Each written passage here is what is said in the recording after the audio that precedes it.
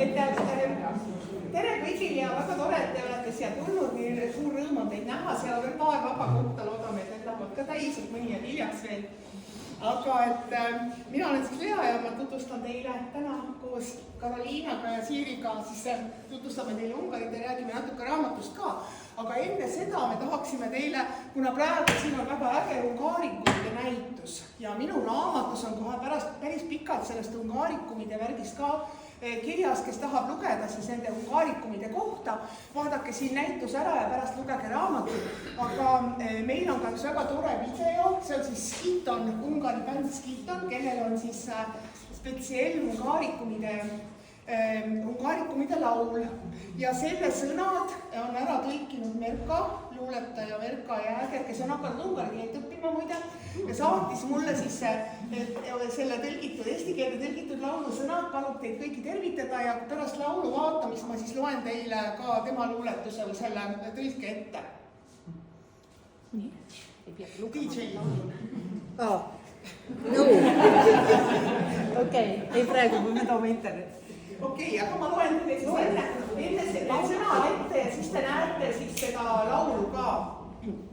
Et ungaarikumide kohta siis raamatus saate pikemalt lugeda, mis asjad need on. Aga see laulu sõnad eesti keeles kõlavad siis niimoodi. Merka tõlkes. Hommikul paalinka sisse ma võtan, tšabajad jula teevad vorste ka. Terav on paprika, tikandid särkidel, kuid mitte siuke kräpp nagu Hiinamaal. Mullivet kurtsal toob kaieri sisse, niimoodi madjari šampuse saan, keeldus torusaia, peal peereši kilgad, hallid veised mäletsevad karjamaal. Me kuulus portselon žolnaist härendist, näete portselon on seal. Kaunis on küll, aga sitaks kallis ka. Me kuld on punane paprikapasta, vandumine rahvuslik rituaal. Põllini ja mage on meie meri. Kapsarull, kuid suur ja soolakas. Ungari muusika meile teeb lahedaks, kõhu teeb lahedaks meil unikum. Ilgelt uhke olen, et mu puli on murdja. Lemmik ampsuks postimehe kintsupraad. Haukan talvesalaamit, kui söön seda paljalt, ema käest ma korralikult näägutada saan.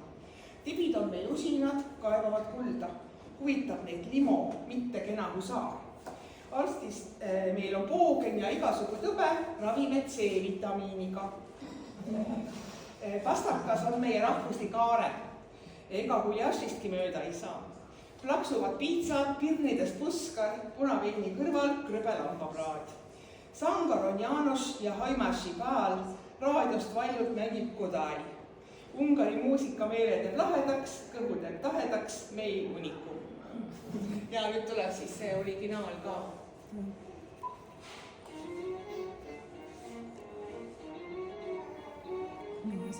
Maksimum. Pálinkával kezdem a reggelt, a Csaba meg a Gyula már kolbászt gyárt. Szögedi a paprika kalocsai, mint a hímzés, nem gagyi, mint a kínainál. Tokai az a szóda meg patron, dél elmúlt már a fröccsöm nyár. Kürtös a kalácsom, véres a cseppem, szürke a marha a szomszédnál. Jó, ez a zsolnai szép a herendi, csak egy baj van, nincs pénzem rá. Nálunk piros az arany, nagyon erős a pista, a káromkodás, mert néphagyomány. Túl a tengerünk térdig ér nekünk, tunkoljuk a töltött káposztát. Sírva még áll a magyar zene, gyógyít a gyomromnak, gyógyszer az unikum.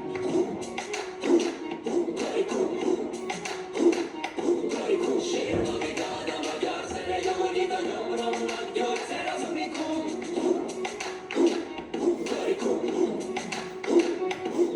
Sírva még áll a magyar zene, gyógyít a gyomromnak, gyógyszer az unikum. Büszke a lelkem, a polje bugatta, meg tépi a tostás a kertkapunál. Téli szaláminak íze a számban, hogy üresen eszem az anyám pikkel rám. Dolgosak a lányok ásság, az aranyat a limuzin, a trendi nem a lovas huszár. Ha gyenge az immun, töltöm a rendszer, az E-vitamin nekem orvosság. Golyós a túl szépen fog a tinta, fújás, de foltos a csipkegatyám. Csattan az ostor, begyár a körte, birka a pörköd, meg vörös borivás. János a vitéz, Hajmási a Pál, a rádióban hangosan szól a Gudály. Sírva még áll a magyar zene, gyógyít a gyomromnak, gyógyszer az unikum.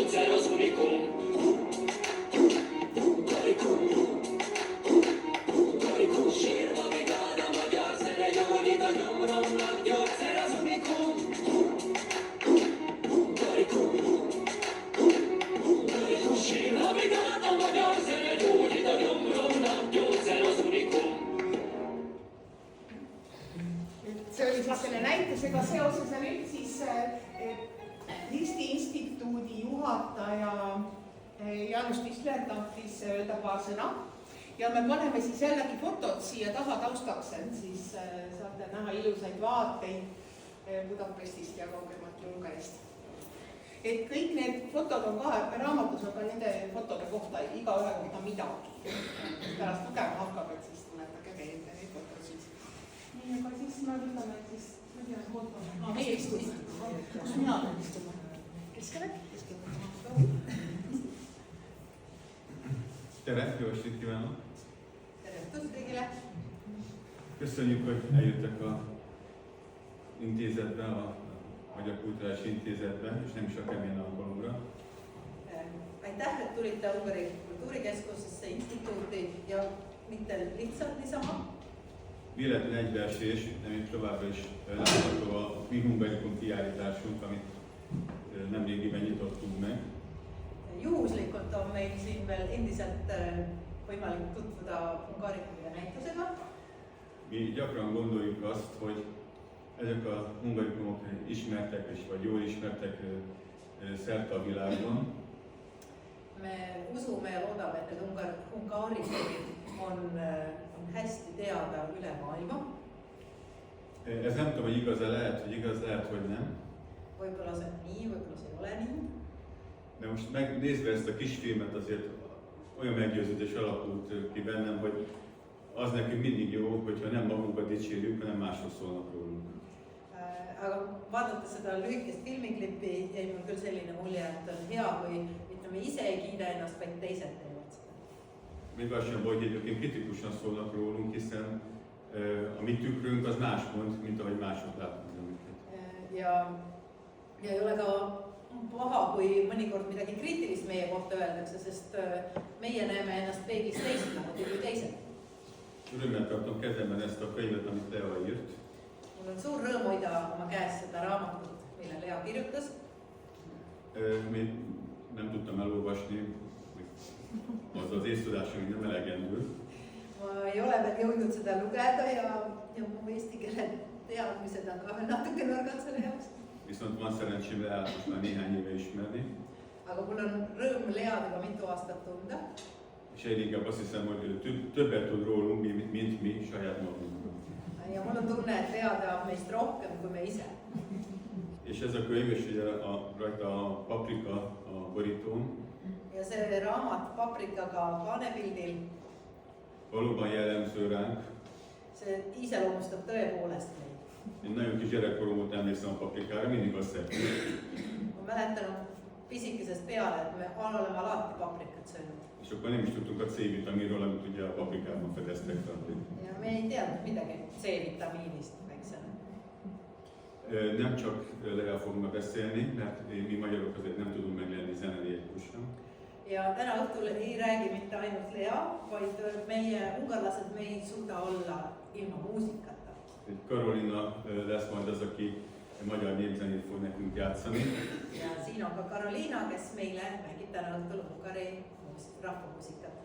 Már többször hallottuk őt, és elmondhatom, hogy nagyon profi szinten játszik. Ma olen teda juba korduvalt kuulnud mängimas ja ma võin kinnitada, et ta mängib väga professionaalselt. És azt hiszem, hogy ezzel a ponton megköszönöm még egyszer, hogy eljöttek. Ma tänan teid veel kord, et te tulite. Köszönöm Szírinek a fordítást. El kellett mondani. Aitäh Siirile, et ta tõlkis. Átadom a szót, mindenkit buzdítok arra ilyen lehetőséggel, hogy itt van a szerző, aki tudja dedikálni is a művet. Ma annan nüüd sõna üle Leale ja julgustan kõiki pärast siis ka pühendust küsima raamatusse, sest autor istub siin meie seas. És természetesen nem lehet találkozni Vörösbor nélkül sem. Ja loomulikult ei saa ühtegi Ungari pärast kohtumist veeta ilma punase veinita. Mindenki szeretettel várunk, hogy egy pohár borra a találkozó után kötetlen beszélgetés mellett. Ja seetõttu siis, kui ametlik osa on möödas, siis selline vaba vestlus võib jätkuda ka klaasi veini kõrval. Köszönöm szépen, és jó szórakozást kívánok! Aitäh ja head rõõmsat õhtut!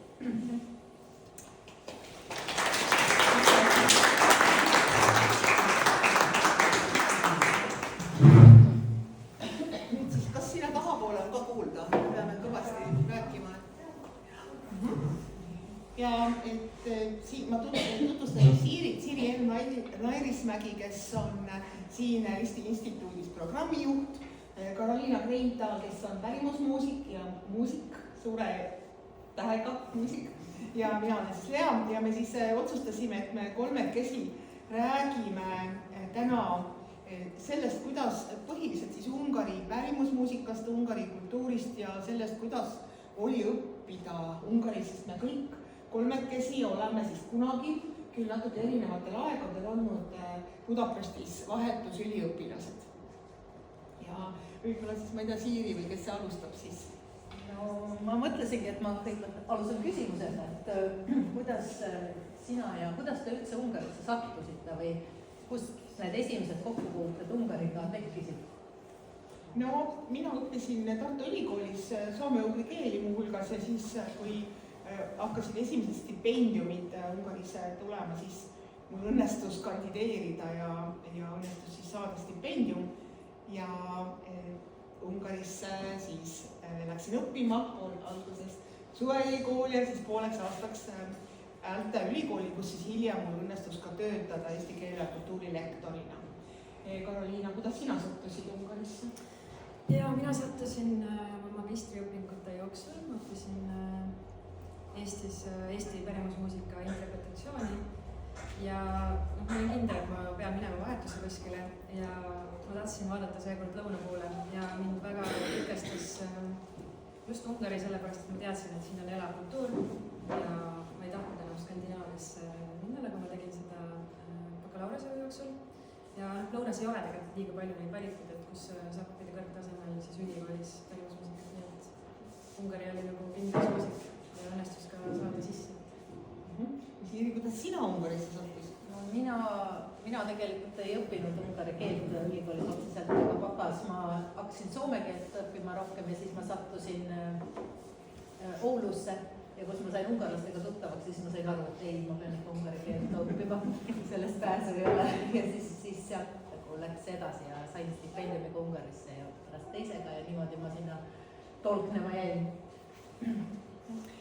Et ma nüüd oma raamatus kirjutan ka Ungari pärimusmuusikast ja muuhulgas ka Transilvaaniast ja Transilvaania tantsutubade traditsioonist ja siis Budas on igasuguseid ägedaid kohti.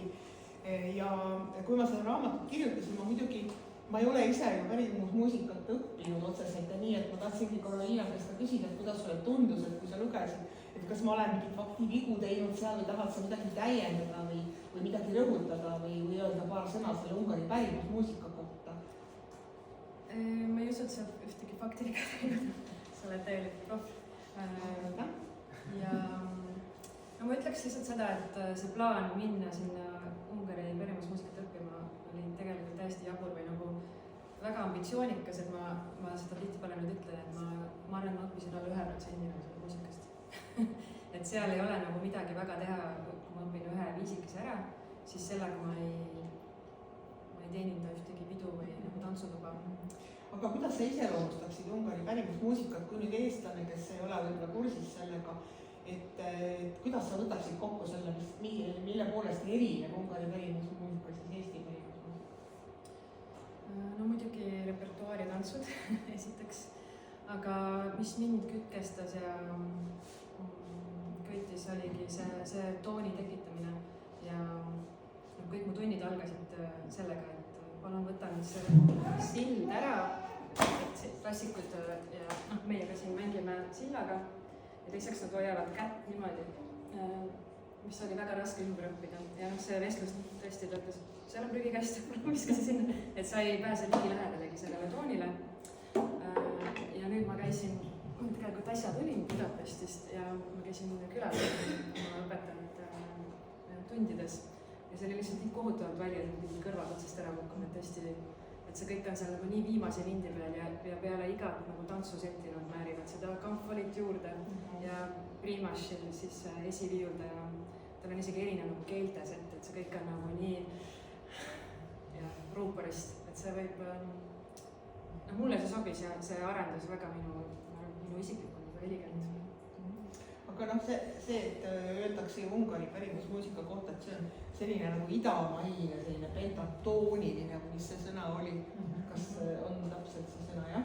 Et kuidas sulle see tundus, kui sa oled Eesti pärimusmuusikat õppinud ja hakkasid nüüd Ungari muusikat õppima? Jaa, ma saan küll reserveerida selle kirjeldusega ja näiteks, kuidas ma ka välja tuua näiteks. Võib-olla Karoliina mängib meile natuke, saate parema ettekujutuse.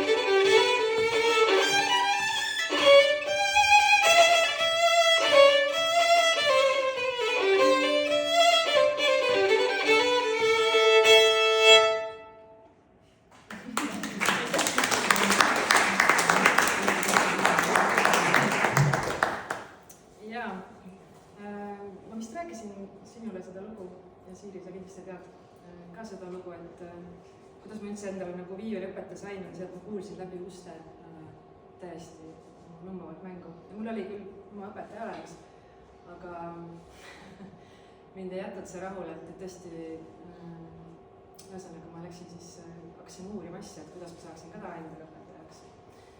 Ja noh, suure kauplemise peale mulle siis ta nagu võimaldati, aga seesama lugu, mis ma praegu esitlesin, on Madjar Petse külas Transilvaanias, et ma hakkasin kohe nagu õppima liiga rasket repertuaari ja lisaks olid need tunnid, pandi tandemina kokku tüdrukuga, kes õppis siis Madjar Petse muusikat ja noh, see ei ole tegelikult asi, millega alustada, ütleme, Ungari muusika ABC ja kõik tunnid olid ungarikeelsed ka, ma tegelikult ikkagi olin alguses ikkagi nutsin peale tunda, et väga raske. Aga noh, seda ma tahtsin ja tema nimi on Vizeli Balázs, et ta on tõesti väga tunnustatud viiuldaja ja jah. Aga see teiega resoneerub, sa ütlesid, et sa nutsid pärast tunde. Mina läksin vahetusüliõpilaseks Äälte ülikooli ja minu ungarikeelne lektor tollel ajal oli siis väga selline inimene, kes ikka ütles, et nii, kui te seal juba olete, te peate kõikvõimalikesse loengutesse minema ja siis me registreerusimegi ka mingitele loengutele, mis olid ikkagi päris nähtavalt üle minu tolleaegse keeletaseme. See oli mingisugune kirjanduse loeng ja ma nutsin täiega iga õhtu, sest ma lihtsalt kirjutasin kõik üles, mis see lektor seal ees rääkis ja ma ei saanud mitte millestki aru. Ja siis, kui ma hakkasin paar kuud hiljem nagu aru saama, siis ma vaatasin, kuidas ma olin need sõnapiirid hoopis mingisse valesse kohta pannud, siis ma lihtsalt automaatselt, kuidas ma pean kõike kirjutama, muidu see läheb vast mööda ja ma jään hiljaks ja ma pean kõik seal kinni püüdma. Ja siis õhtu nutsin meeleheites, sest ma ei saanud mitte midagi aru. Et kõik algused on vist rasked, kuidas sinul oli? No minul, ma ei mäleta, et ma nutnud oleks, minu arust oli see lihtsalt lõbus, et lähen tundi Miskoltsis. Esimesed 3 kuud, kui ma olin Miskoltsis, siis ma läksin ka niimoodi mingisugusesse antropoloogia loengusse lisaks keeletundidele. Siis lihtsalt kuulan ja siis midagi kirjutan, midagi aru ei saa, siis kõige huvitavam oli see, et lõpuks tuli veel mingisugune eksam teha. Siis see oli niisugune omamoodi, aga ütleme, et see sotsiaalne elu seal kompenseeris, et need tudengid, teised kohalikud Ungari tudengid, need andsid nagu tegelikult selle keele sisendi minu jaoks. Jaa, see oli sama, et ma nutsin oma nutud ära ja siis vaatasin, et ülika koridoris käib mingi ämm, et inimesed on kõik välja tulnud oma tubadest, selline hästi pikk koridor, mõlemal pool on siis toauksed, siis koridori põrand täitus inimestega, kõigil olid mingid sigaretid ühes käes, õllepudel teises käes ja nad rääkisid seal rõõmsalt juttu. Ja siis ma nutsin teist korda, sest ma ei mitte midagi aru, millest nad rääkisid. Et see võttis ka aega, et ikka nad räägivad kiiresti ja slängi kasutavad ja nii. Aga juba paari nädala pärast ma hakkasin aru saama ja siis läks kergemaks, siis ma enam ei nutnud, siis läks väga lõbusaks. Aga et me just avastasime ka Karoliinaga siin enne natuke rääkides, et me käisime päris samades kohtades Budapestis, et igavesed ägedad kohad olid, kus siis toimus väga palju toredaid kontserte. Näiteks Fono. Ja Fono. ja muidugi see 7. ja 8. linnaosa on täis.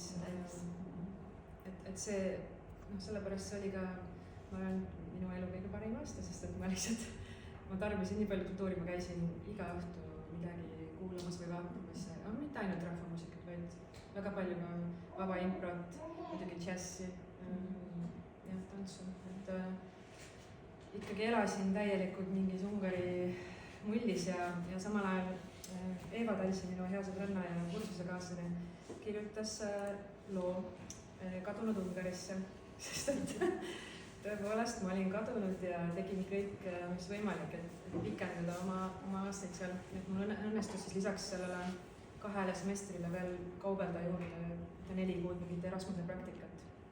Nii et kokku sain seal aastakese olla. Lea, kaua sina olid tudengina?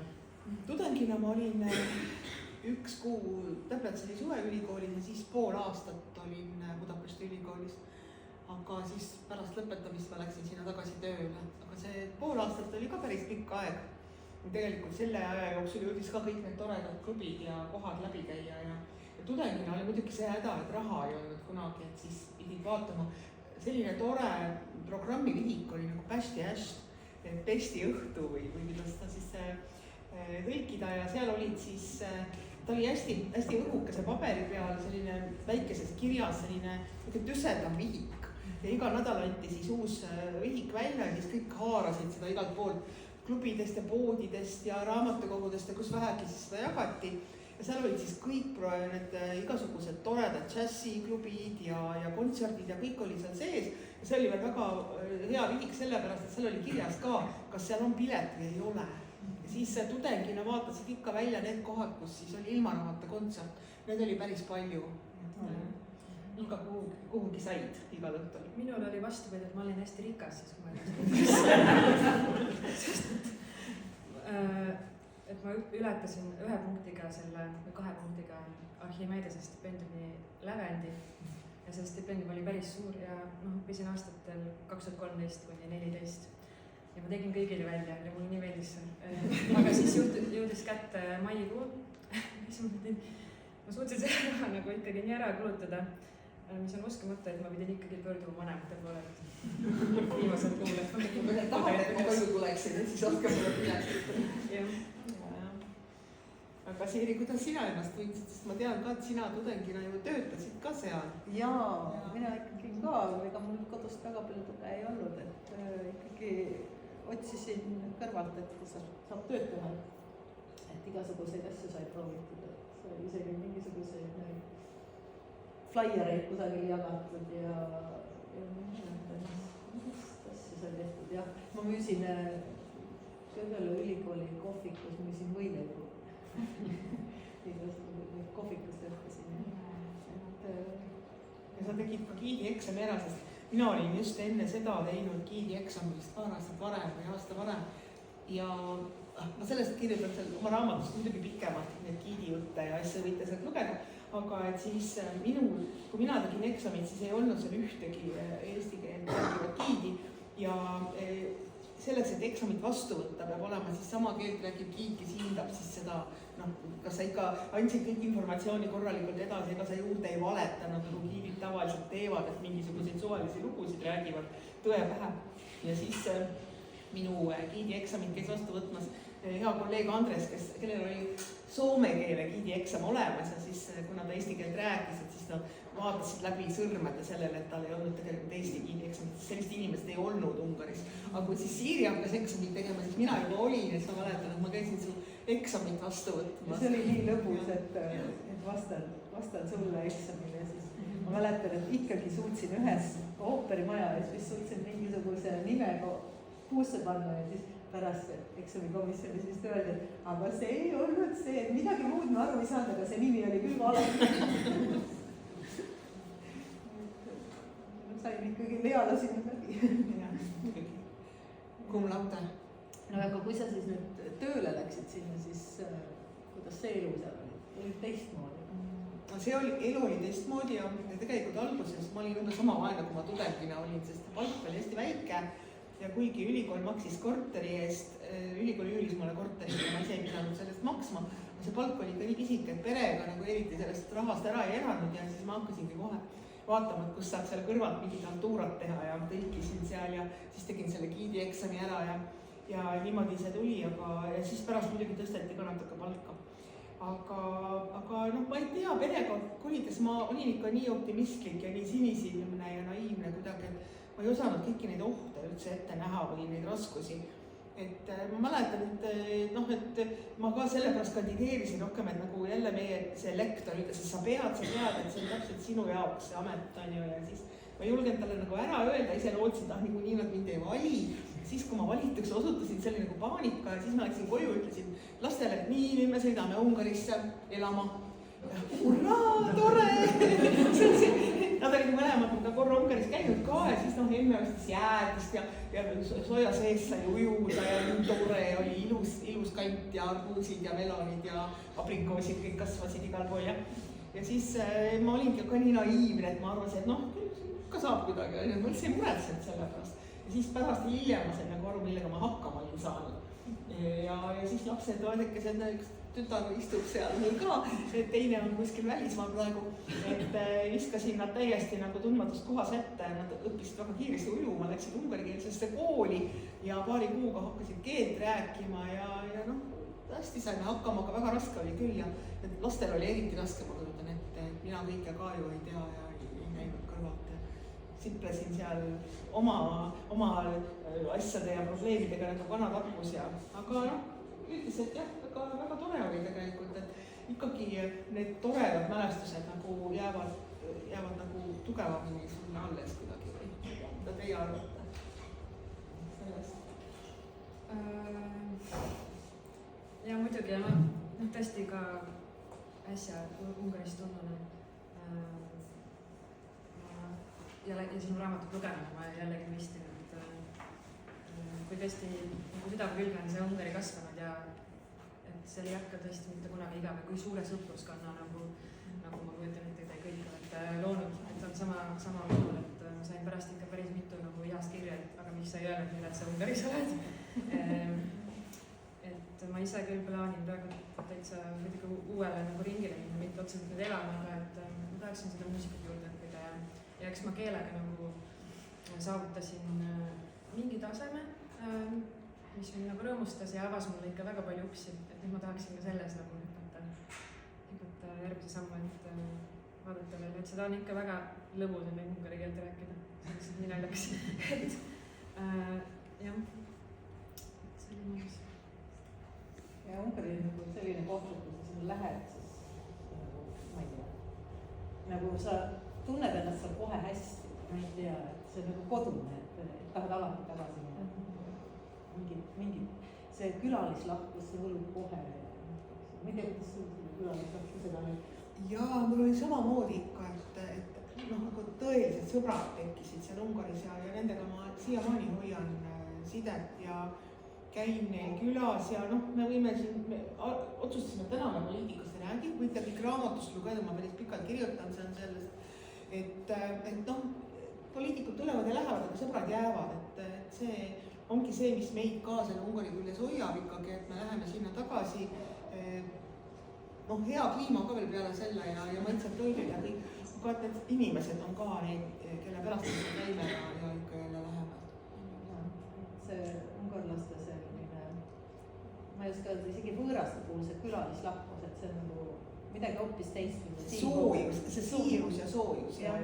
Et nad tõesti ootavad sind ja nad on nii kurvad, kui sa ei teata, et sa tuleb ja oi, sa käisid ära ja miks sa ei öelnud, et oleks kokku saanud ja et see. Ja lihtsalt suvalised inimesed vahel, kui sa jääd kuskil tänaval kellegagi rääkima ja siis nad nagu siiralt tunnevad see vastu huvi ja Eesti vastu tunnevad huvi ja see on kuidagi nii tore ja nii armas ja nad ei teeskle nagu mõnes riigis, et umbes, et hoolitse või interesting, aga tegelikult mingit huvi nad ei tunne su vastu, et sa oled lihtsalt mingi suvaline idaeurooplane nende jaoks.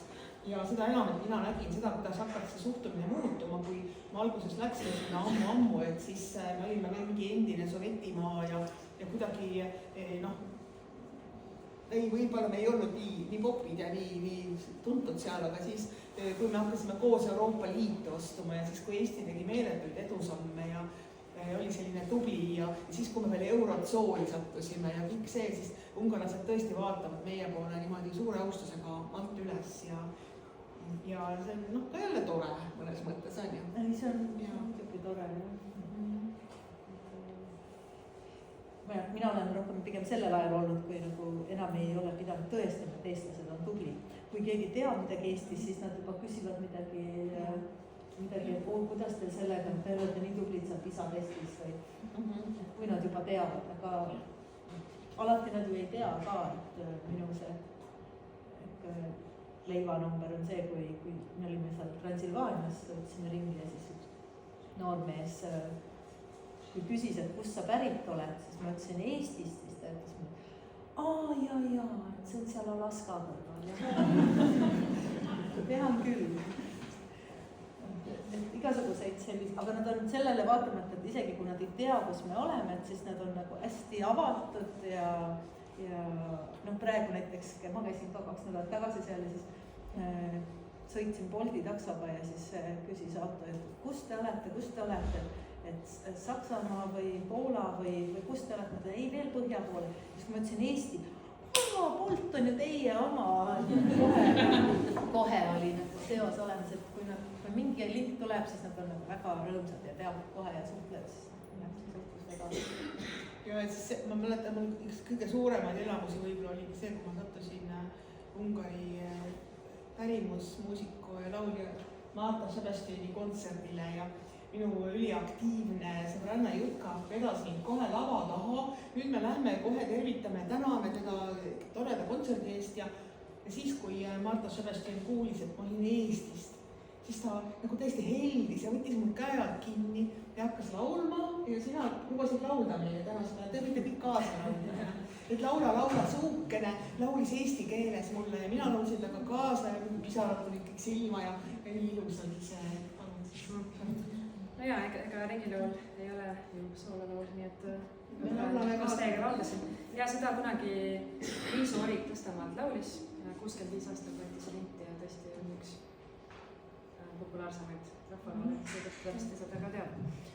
Laula, laula suukene, laula suukene, linnu kelekene, linnu kelekene.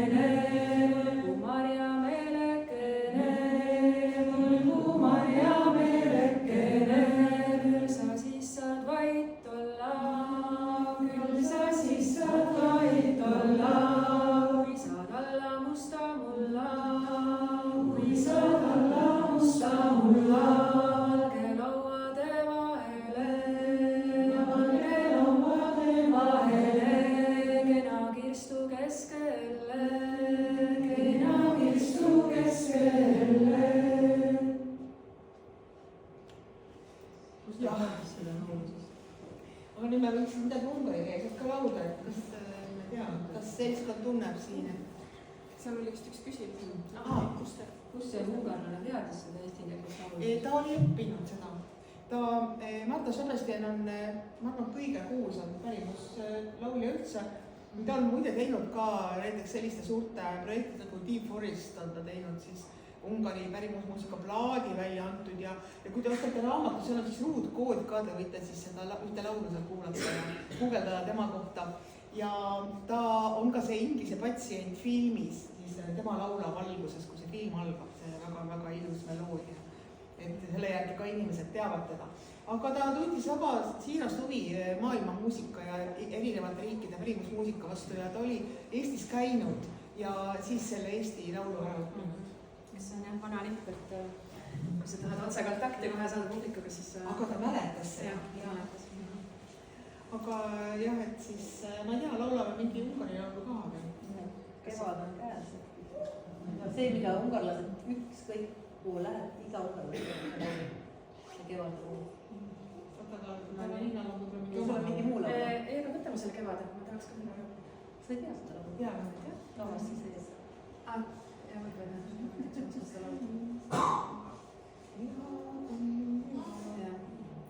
aga ma ei oska seda eest. Ei, aga midagi muud. Aga te võite guugeldada selle pärast kodus. Veidi nägu küsimuses.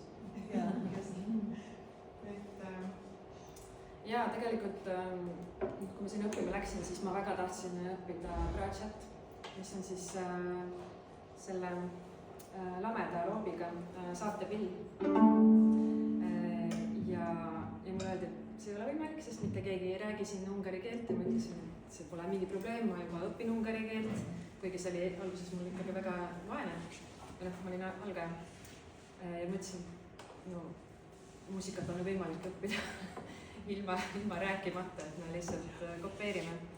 Et siis see plaan jäi ikkagi katki, et mul ei õnnestunud seda saada ja siis tegelikult juba aastaid hiljem sattusin ma eestlastega Transilvaaniasse Seiki muusikalaagrisse, tantsulaagrisse. Ja siis nagu ikka mustlased tahavad müüa igasugu asju sulle ja no mina tahan osta ka. Ja just eile rääkisin ühe oma hea muusikast sõbraga ungarlasega ja ta ütles, et see on tõesti uskumatu, et nad võivad ikka mängida tegelikult väga halbade pillide peal, aga see lihtsalt see tase, mängutase on nagu tohutult kõrge ja see on ka, mis mind vaimustas siis ja vaimustab tegelikult nagu lõpuni välja, et kui hea nad lihtsalt on tehniliselt. Ja siis võibki olla nii, et ta võib sulle täieliku, ma ei tea, kuidas seda isegi nimetada, maha, et mina ostsin ja selle ma mäletan isegi, ma laenasin oma tudengilt raha, et osta see seal, ma tegin niisuguse emotsionaalse ostu. Ja nüüd ma kasutan seda alternatiivsetel viisidel, näiteks oma ansambliga Tinture, kas ma siis mängin pitsikatos või eks ma natuke neid kordikesi oskan, aga see pill mul on. Ma mängin või laulan ühe siis tegelikult ühe Eesti pilliviisi, ühe Ruhnu viisi, mis sai ka ühe albumi peale, see on üks valss.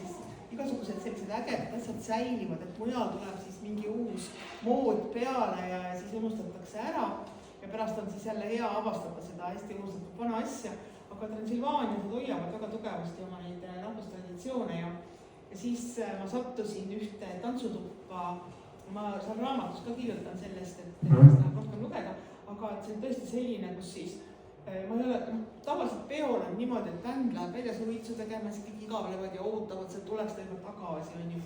Aga seal oli niimoodi, et kui üks bänd, kes esimesena lavale sai, need vihtusid seal mängida ja kui need teised juba ootasid, kus need minema, me tahame ka esineda ja siis nagu need sealt lavalt maha läksid, teine bänd sööstis lavale ja rahvas hingeldas, tahtis ka võib-olla natuke lonksu vett või midagi, ei, kõik tantsisid edasi ja see kestis nagu tunde ja kuskil poole öö ajal siis lõppes see, lihtsalt ma usun, et mina läksin varem ära, ma ei tea, kuidas see lõppes, aga ma kujutan ette, et need mängijad lihtsalt nagu kukkusid kokku, ma ei tea, väsimusest ja ma ei tea millest, et see oli niivõrd äge pidu ja need viisid, need vanad viisid, mis noh, eks me teame ka ju, Bela Bartok ja Zoltan Kodai käisid ju omal ajal sealt neid viise korjamas ja Marta Šabeštin käis samamoodi neid vanu viise sealt korjamas ja siiamaani veel on mingeid viise kuskil, mida pole veel üles korjatud ja ikka korjatakse veel, et see on täiesti nagu kullaauk, see Transilvaania ja need Transilvaania tantsud, need meeste tantsud, kus siis tõesti kuidas see oli, kes see ütles seda, et mehed nagu jalgadega heegeldaksid õhus. Nii ilus väljend. Et nad tõesti nagu teevad mingisuguseid väga kummalisi kiireid liigutusi oma jalgadega ja see tundub, ja noh, naised lihtsalt, jällegi siit tuleb jälle välja see nagu see ühiskonna ka mingi selline eripära, et poiss tantsib hästi, aga tüdruk on ilus. Siis naised ongi niimoodi ära ehitud ilusate nende alusseilikuid on seal mitukümmend tükki all, et kaarad sellised ja sussikesed on jalas ja siis see naine lihtsalt kekutab seal kõrval ja mees siis teeb neid igasuguseid toredaid liigutusi seal jalgadega, kepstab seal tema ümber. Et see, need on siis hästi äge tantsud, et kas sul õnnestus või sinul ka Siiri kindlasti õnnestus ka siis neist tantsutubades käia ja neid tantse õppida? Ja ikka, et samuti ma oleks tahtnud jõuda nagu paremale tasemele ja lisaks ma panin nagu seda tähele, et kuidagi seal on tõesti, nagu sa kirjutasid ka raamatus, et sul on nagu see üks partner on tegelikult terve nagu õhtu jooksul niimoodi. Ma tundsin nagu, et ma ei tea, kui väga nendele tüdrukutele nagu meeldis, et nende mehed mind nagu tantsima võtsid.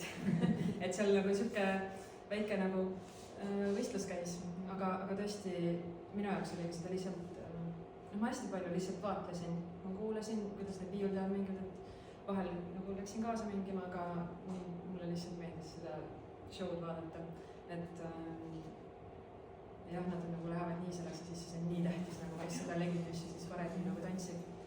Ja see on tõsi, et nagu selles tantsus on ka natuke nagu see macho nagu kultuur on ju esindatud, et tüdrukud on nagu laulavad ja mängivad kaasa ja elavad kaasa nagu sellele ja siis külas on hierarhia, et ütleme, et mitte nii, et kellel on kõige kõvem bemm on ju, või kellel on kõige rohkem raha, vaid see külapoiste hierarhia pannakse selle järgi paika, et kes kõige paremini tantsib, see on kõige vingem mees küla peal. Et kõik nad nagu võistlevad omavahel, et need meeste tantsud ongi sageli nii, et üks tantsib ära, siis tuleb teine ja nagu võistlevad kahekesi ja siis see kõige kõvem mees on siis see küla kõige nootum poiss. Ja nad oskavad ju väiksest peale, et see muusika oli, mind pani hämmastama seal see, et see muusika tegemise või lauluoskus minust on nagu kõigil umbemasti mingil määral olemas. Et ükskõik, kes suu avab, oskab laulda, ma ei tea, kas see on see Kodai meetod, et ükskõik, mis ungarlane mõtleb, ma ei oska üldse laulda, nii kui tuleb mingi võtab noodi ette ja hakkab laulma. Või üleüldse, nii ilusti laulab kohe, et need peaks mingi muusikalise haridusega olema.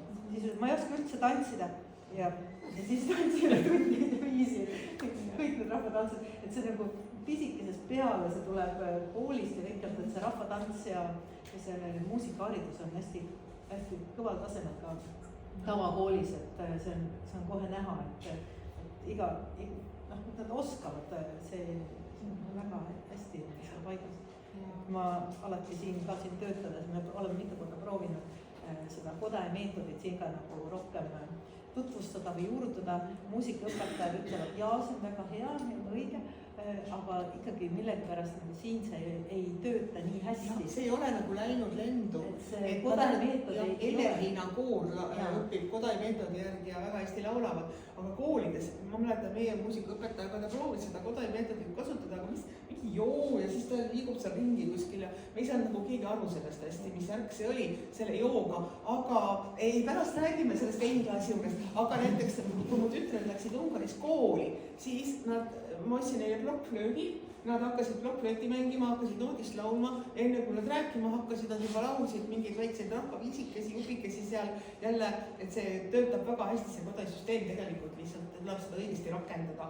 Aga võib-olla Karoliina mängi meile üks Transilvaania lugu, selle pika Transilvaania jutude. Palun. No ma mängin siis Seekist midagi, ma mängin Porka ja Heet Lepesi. Ja ma väga loodan, et Ungarisse satub veel Ungari muusikahuvilisi mängima, et ma vabandan või nagu, kes on siin majas palju käinud, et ma mängin nagu palju samu lugusid. On alati tore kuulata. Jaa.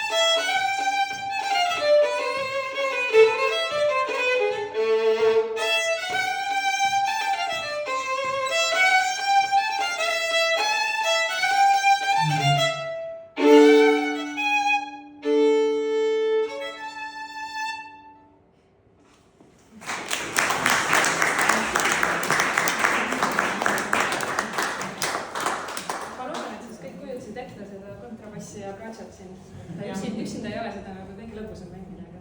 No me teinekord õpime ära, et sina võtad kontrabassi, ma võtan planša ja siis paneme 3 küsimustes. Ja kusjuures selle pildi ma tõin ka nüüd 2 nädalat tagasi ka ikkagi shoppasin jälle Ungaris. uus pild. Nüüd me oleme muusikast rääkinud ja rahvatantsudest ja komedist, aga üks väga oluline asi, millest Ungari puhul ei saa ei üle ega ümber, on toit ja mulle endale ei meeldi süüa teha, mulle väga meeldib süüa selle eest, aga et ungarlased on nagu kirglikud toidu suhtes ja mul meenub ühe endise kolleegi Tiina ütles selle kohta, kuidas Ungari inimestel, kui ta kõht tühjaks läheb, tal tekib nagu mingisugune veresuhkur langemine, tekib täiesti selline õudeseisund, et kas nüüd enam süüa ei saagi kunagi või et inimesed lähevad vihaseks ja tigedaks ja et see avaldub nagu niimoodi, et kõik keerab nagu toidu ümber ja eks seal raamatus ma kirjutan ka, kui toidust ja kui nüüd see esimene raamatu esitlus oli, siis mul õde ja õepoeg olid seal kohal ja siis õde pärast ütles mulle, ja vaata, kui sa nüüd järgmise esitluse teed, et siis ära palun jälle seleta seal kõva häälega toidust nii ja naa, sest õepoeg oli kõva häälega küsinud, et see on mingi kokaraamat, et kas seal retseptid ka sees? Et ei, seal retsepte ei ole, aga ma avastasin suureks üllatuseks ja rõõmuks, et kõik need toidud, millest ma seal patran, kõik need on Nami portaalis ilusasti olemas eestikeelsed retseptid, nii et võite koju minna ja kohe keetma ja küpsetama hakata.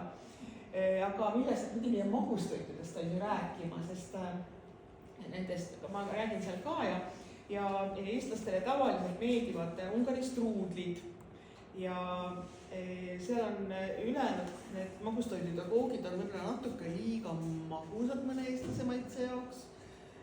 Ma ei tea, mis teie arvate sellest? Minu lemmikud on struudlid, raudselt, Ungaris. Kui midagi magusat, siis ma küsin alati struudlid. Või teine asi, kastanipüree. Vot kastanipüree, sellest ma vist ka mainin seal raamatus korra, et see on need söödavad kastanid, et mitte siis meie hobukastaniga segi ajada. Selline roosakas, pruunikas, roosakas mass ja siis perenaised, siis seda võib serveerida ka mingi vahukoorega, aga siis seda pannakse ka igast rummi ja siis igast küpsetist ja sisse pannakse seda ja ta on niisugune hästi populaarne magustoidu komponent. Seda ma suudan süüa seal, sellega see rumm on just see, mis nagu natukene mõrkist juurde. Aga jah, minu jaoks Ungari magustoidud on natuke liiga magusad, liiga rasvased tavaliselt. Aga Karoliina? Ma ei saa üldse magusat, aga et sellest mul oligi põnev vaadata, et sa kõike kirjeldasid nii täpselt, et mis tuli mulle kõik meelde, et kui tähtis see ungarlaste jaoks loomulikult on. Aga ma ise sellised koogikesi ei söö. Aga mulle meeldis muidugi need küpsed puuviljad ja kõik see maailm on nagu väga-väga tore. Ja minu jaoks ka ikkagi nende rahvustoidud on ikka super rasvased ja kui selle peale minna, siis ikka paisub väga ruttu nagu suureks. Et ma olin ka nagu ütleme veinidieedil seal ja võib-olla maailmapöögi peal rohkem. Et see on ka meil ma arvan midagi ühist, et tõesti Ungari veinid on nii mõnusad ja nagu nii erilised. Ja iga kord, ma olen seda vestlust vist alustanud kümneid kordi, kuidas palun nagu kas keegi leiduks, kes siis hakkab meile siia importima nagu häid Ungari veini. Aga ma vaatan nagu kella, et me olemegi siin juba päris palju. Siis Listi Instituut pakub meile ka tänase ürituse puhul punast veini, ma sain aru, jah. Et siis võib-olla ma lähekski ja siis ka saate maitsta siis Ungarist toodud väga haruldast talupoja vorsti, suitsuvorsti, mis on tehtud siis, see mangalitsa on siis selline iidne seatõug, mis on keskajast saadik siis Ungaris kasvatatud ja niisugune karvane. Ta ei ole metssiga, ta on kodusiga, aga tal on karvad seljas, et tal külm ei jätkaks talvel. Ja ta sööb ainult tammetõrusid. See on tammetõru vorst. Tammetõrud on hästi peen ja et siis saame ka natuke maitsta seda, millest ma seal raamatus kirjutan. Ja kes siis tahab raamatusse minu mingit pühendust või allkirja või nime või mida iganes, et siis ma olen ka valmis. Ja siis, ma ei tea, siis võib-olla siirdumegi üks lõpusama osa juurde ja aitäh Karoliinale ja aitäh Siirile ja aitäh teile kõigile, et te tulite ja ärge siis ära minge, et veini ja vorsti on ka. Ja siis sellega on siis see ametlik osa vist lõppenud.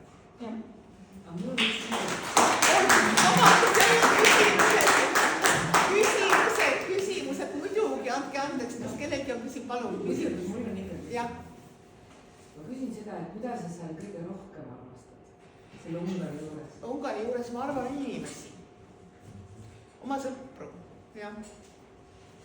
See on ikka nii palju siis erinev ja eriline, et nendest ei suuda loobuda mitte ühegi väega. Ei no mis loobuda, milleks peaks loobuma? Ei lasta mida sama lihtsalt. Ja ma ei tea, jah, seal on palju toredaid asju. Kuumaveallikad ja kõik, aga need toredad asjad on raamatus kirjas ka, nii. Ja võite ise lugeda, kas keegi tahab küsida veel midagi? Mina ikkagi lisaks selle oma poolt kommentaari, nüüd ma olen viimasel ajal jälle muusikaõpetajana töötanud üle pika aja. Mina kasutan kodameetodit kui mudelit, et kui matemaatikaõpetaja tuleb sulle tundi ja annab sulle valemi, siis mina muusikaõpetajana annan samamoodi selle joole miinimum, sest ta on mudel. Ta on valem, sa võid selle ükskõik kuhu paigutada ja see aitab sul leida kõik muudes muusikas üles. Täpselt nii. Suurepärane, vähemalt üks õpetaja, kes kaitseb seda teooriat, kasutab seda meetodit. Tuli vabandust, et ma ei ole küsimus, aga lihtsalt selle, kui oli see magusast juttu, siis mul tuli lihtsalt meelde, et kui ma ise õppisin ungari keelt filoloogiat Tartu Ülikoolis, siis minu ungari keele õppejõud siis Silar Toot, kellega ma kohtusin hiljem ka Ungaris, kui olin seal vahetusüliõpilane, viis mind sinna ühte kohvikusse, ma ei mäleta selle nime, aga mingi väga selline ilusa interjööriga selline siis tsukrasta nagu koogikeste kohvik või kuidas seda tõlkida. Ja siis kohe esimese asjana ütles, et see on väga tähtis kohvik, sest siin on 70 sorti kooke. Ainult 70? 70, jah. Et see mul jäi nagu meelde, et nendest Ungari õpingutest ka, et nagu räägiti nendest erinevatest koogi siis nimedest, et hästi tähtis oli just nagu eristada, et on see Franzi ja teine. Aga lugege sellest raamatust, seal on aga siis ma ei hea, siis loeme lõpetatuks selle ürituse ametliku osa.